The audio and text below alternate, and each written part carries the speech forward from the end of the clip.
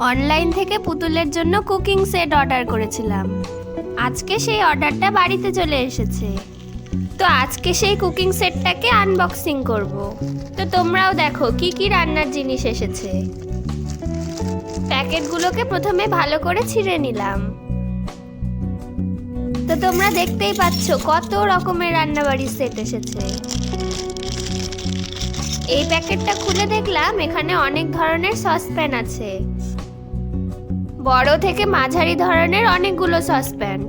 এগুলো সব সিলভারের উঁচু ধরনের সসপ্যান। ছোট থেকে বড় সব সাইজেরই আছে। এটা হলো পুতুলের রান্নার জন্য কড়াই। এটা হলো মিক্সি মেশিন। মিক্সিতে মিক্সির জারগুলোও লাগিয়ে দিলাম। এটা হচ্ছে একটা ছোট্ট ঘটি। এটাও একটা ছোট ধরনের কড়াই। এগুলো হচ্ছে ফ্রাইং প্যান আর বড় সাইজের হাতা। এটা হলো তাওয়া। ছোট সাইজের একটা রুটি বেলনাও আছে। এগুলো হচ্ছে খাওয়ার থালা। এটাও একটা থালা।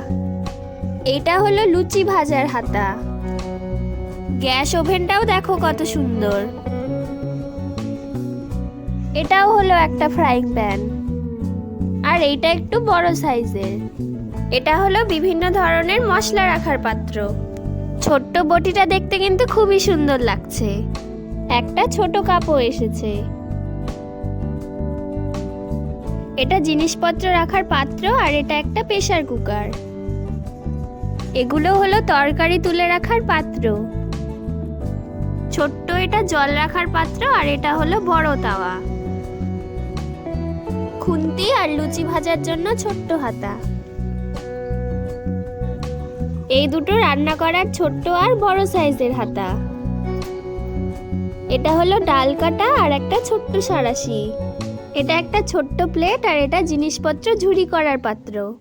তো দেখো সব ধরনের কুকিং সেটই তোমাদেরকে দেখিয়ে দিলাম।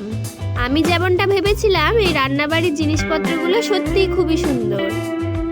এই রান্নার জিনিসপত্র দিয়ে আমি পরবর্তীতে পুতুলের রান্নাবাড়ির ভিডিও নিয়ে আসব। তোমাদের এই জিনিসপত্রগুলো দেখতে কেমন লাগছে কমেন্টে জানিয়ে দিও।